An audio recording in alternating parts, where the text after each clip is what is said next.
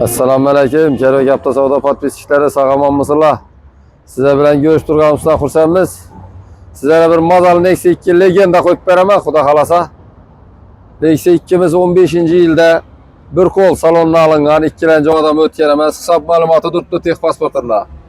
39 ming yurgan, yine konditsionerning machalkalari necha turibdi. Ishlab turibdi hamma joyi.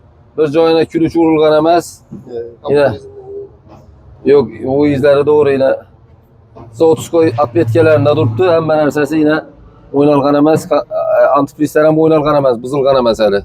Mashinamızın holati, bolonlari, boş bolonlari bor yine. Xudo xolasa. Yine germetiklerinden ham bilaverasizlar. Yog'liq ne yok yine. Hakikaten. Yine toza veç. Yine hamma joyida. Germetiklerini görünglar. Xudo xolasa. Kantaşka hamma joyi.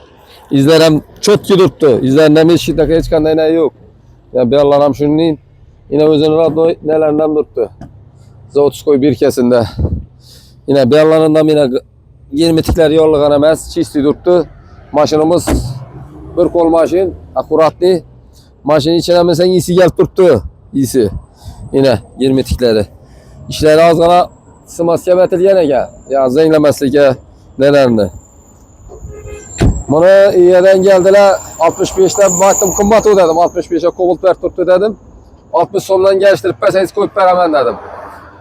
60 somdan geliştirip beramen buldular. Xudo xolasa gelip yürüyorlar. Maşin şurada Kerak Avtosavdoda duradı.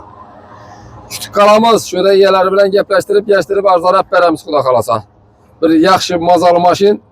Hakiki Nexia bilen diye adama boladı bu. Esa küçük kalamız Kerak Avtosavdoda. Başka türdeki maşinlarımız ham bor yine. Xudo xolasa Malibu olamiz. Malibu birimizi boyna avtomat. Gentra'mız, Malibu 2. Bir de yine Cherry. 6 Pro'muz var, acayip. Kobaltımız var. Maşin köp. Sen bengisi.